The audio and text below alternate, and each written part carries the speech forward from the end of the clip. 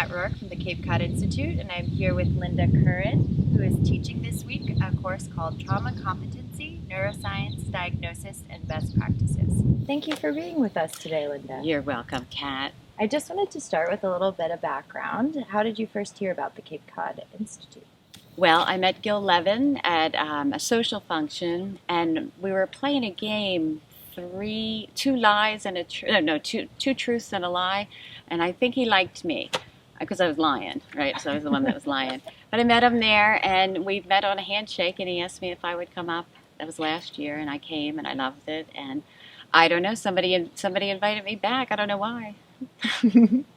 Well, we're glad you're here this year and that you were here last year. Can you tell us a little bit about the course that you were teaching? Oh, the course I taught is Trauma Competency. It's kind of self-explanatory, but basically it's a survey, right? So I start with, basic neuroscience and the biology of trauma. Then we move into trauma tools and then like a survey of some of the modalities. And I think what I'm good at doing is taking a lot of people's work and synthesizing what I think clinicians can use, kind of wrap theory around those modalities that we're already using, and then synthesizing into something that's easily accessible for therapists to bring back that day and use with clients that day. And I have so much respect for all of the people that I've interviewed, and I show a lot of clips from interviews and clips from sessions that people do, and they're inspiring, and I can't believe how blessed I am to get to do it. And then I get invited to the Cape. What? Yeah. I know. I was going to say, it seems like you moved through a lot of material this week. Yeah, I cover a lot of ground. What I do is make sure they have resources when they leave. So there's a lot of information covered, and the feedback that I get is that it kind of pulls stuff that they knew already and kind of pulls it together so they can integrate the new stuff as well. That's wonderful. And you mentioned the Cape, so I'm going to ask you what you may think is unique to this learning and teaching environment. Well, this is something completely different for me because I'm very intense. I'm very passionate about what I teach, and it's like every minute, it's got to be teaching. So last year, it was something different. It was, no, Linda, you only have to teach, for the morning.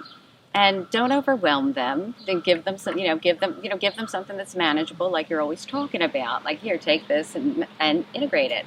And this is a great place to integrate. There's so many beautiful beaches.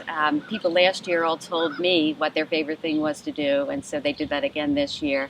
And all of the people in my class, all had like highlights to talk about. What's on the Cape, and we went to Martha's Vineyard, we saw the whales, we just saw everything. It's beautiful, and the people at the Institute couldn't be nicer. So you mentioned some highlights. Do you mind sharing a few, either that you had this week within the classroom or outside the classroom? Well, I will say I absolutely love teaching, and it's easy to teach here, and people were very receptive. I mean, they're here not just to learn something. They're here for vacation. They're here to see things that they've never seen before. And so when they come back, they have more of an energy about it. It's not just learn, go home, do some homework. It's, they have more energy. Last year we went on the sunset tour, and we saw 13 whales last year, and 2 of them were babies, and they were teaching them how to breach. And this year, one of the whales almost got in our boat. Don't be afeared. Yeah. Do not be afeared, because it didn't get in our boat. But I mean, we were so close. It was beautiful.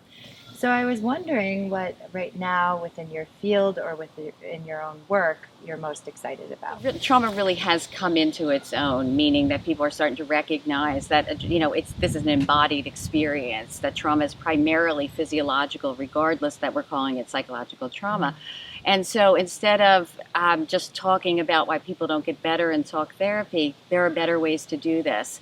And I think that like what I said, what I'm good at, that's what I'm doing now, and I'm putting together a big program, so people who can't make it to the Cape or can't make it to, live trainings, that they still get what you can out of it. I mean, like everybody else, I believe that, being here and experience it and doing it is the optimal way. But if everything was optimal, we don't have clients. Mm-hmm. Mm-hmm. Absolutely. Well, we thank you for being here this week. We had a great week. Thank you, Kat. Thanks for having me.